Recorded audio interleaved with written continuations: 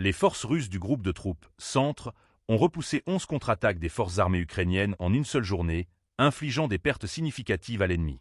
Selon le ministère russe de la Défense, les pertes ukrainiennes incluent jusqu'à 425 soldats, plusieurs véhicules blindés, notamment un véhicule de combat d'infanterie, 2 véhicules blindés de transport de troupes, dont un modèle TM-113, ainsi qu'un véhicule blindé AMM-WV.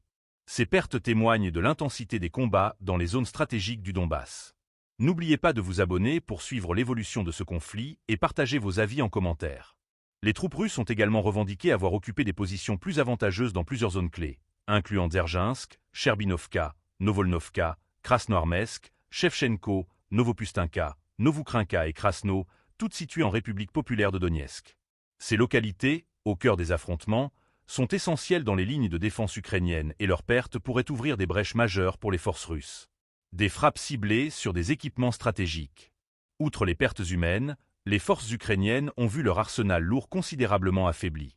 Le ministère russe rapporte la destruction de plusieurs pièces d'artillerie, notamment un obusier américain de 155 mm M777, 2 obusiers de 152 mm MSTAB, 2 canons des 20 de 152 mm et un obusier des 30 de 122 mm. Ces armes, cruciales pour le soutien d'artillerie des troupes ukrainiennes, représentaient des piliers dans leur stratégie de défense. Des brigades entières sous pression. Les troupes russes affirment avoir neutralisé des effectifs et des équipements appartenant à des brigades ukrainiennes variées, des brigades mécanisées lourdes, des unités d'infanterie mécanisées et motorisées, ainsi que des brigades d'assaut et de rangers. Certaines unités de la marine et des brigades de défense territoriale ukrainiennes ont également été touchées, révélant la diversité des forces déployées pour tenter de contenir les offensives russes. Une intensification du conflit dans le Donbass.